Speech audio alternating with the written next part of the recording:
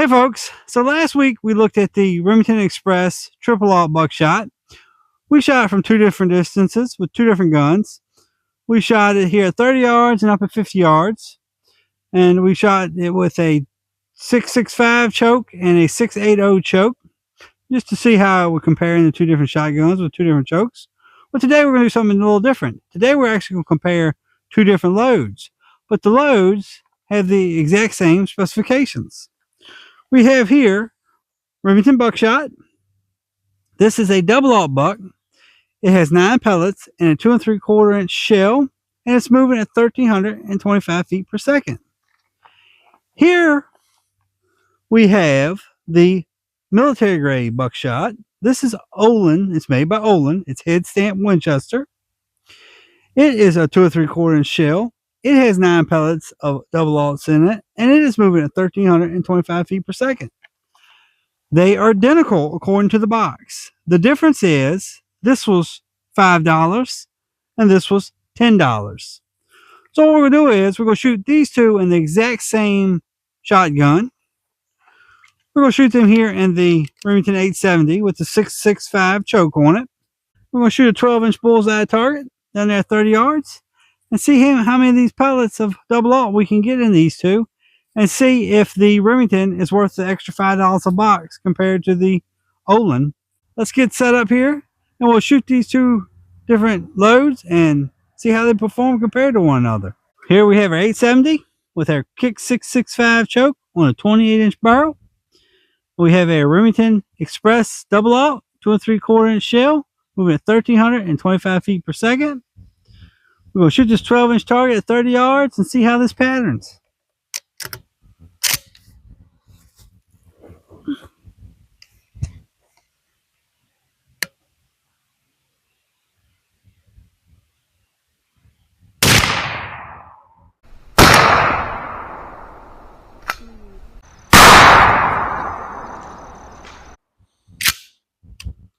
All right, let's see what we got.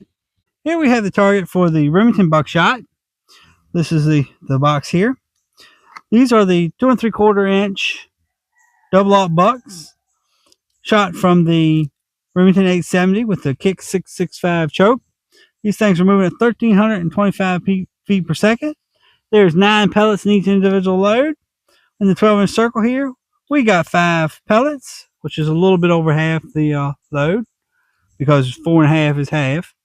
So we got over 50% load in 12-inch circle. We got just a little bit under 50% load in the 8-inch circle, which is the size of a smaller deer's lung area.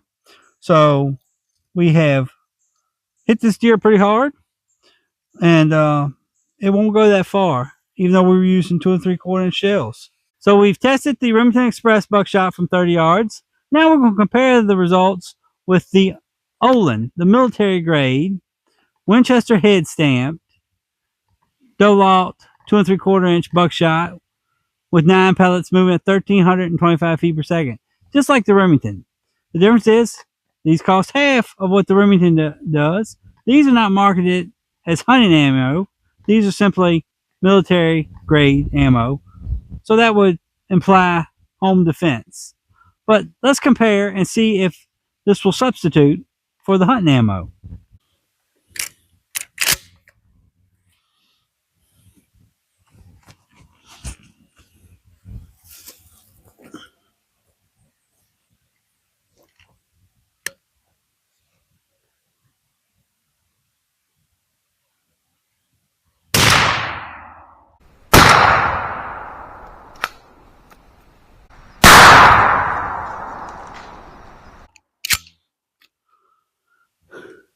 All right, let's see how I did.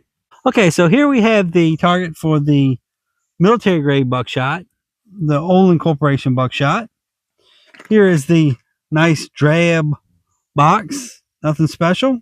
Remember, this was half the price of the Remington buckshot. And actually, we have better performance in the 12-inch circle than we did from the Remington. We have 3, 4, 5, 6 pellets in the 12-inch circle, which is about 67% of the load. We only have 3 pellets in the 8-inch circle, which is a little bit less than the Remington, which had 4. So we have 33% of the pellets, or we can give it an extra one, 34. 34% of the pellets in the 8-inch circle. We have one here pretty close though. It's a good chance with 3 double-aught bucks in its lungs that this deer would pile up pretty close to where it was hit. Especially since we got these other pellets that are pretty daggone close to vital areas, especially these two down here. So I don't believe this deer would have went far. Those military grade buckshot actually performed better in the 12-inch circle than the Remington Express. So I believe these are a viable substitute if you're using 2 3/4-inch double aughts for deer hunting. All right, now we're up here at 50 yards. I'm going to shoot the Remington buckshot, the 2 3/4-inch double aught 9 pellet load. And we have a 12-inch circle like usual down there at 50 yards. We're going to shoot out of this Remington A70 with a 28-inch barrel and the Kick 665 choke. So let's shoot it and see what we get.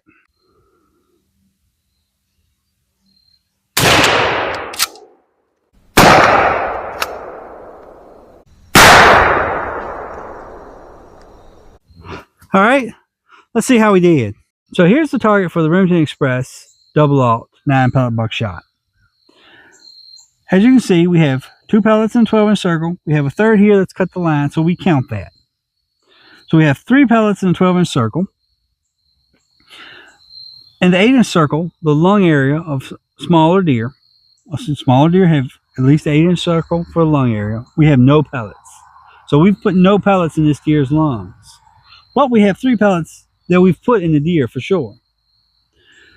The issue becomes, if we did not hit the lungs, we're relying on these 3 pellets to have damaged arteries or veins, pretty much, because your heart's down here. And it's a good chance that with these 3 pellets like this deer is recoverable. It may take a few minutes. It may take a few hours. But this deer is most likely recoverable. It would have been better to have a pellet or 2 in an 8-inch circle. So I can't fault it for this. I mean, we've got a third of the pattern in the deer, but it would have been better to have some in the 8-inch circle. All right, so we've moved up here to 50 yards, and we have the Olin Corporation double aught buck with the 9 pellets, a 2 3/4-inch load. This is the Winchester head stamp. This is a military grade. We're going to shoot at 50 yards here at a 12-inch circle and see how many of these 9 pellets we get in this 12-inch circle. So here we go.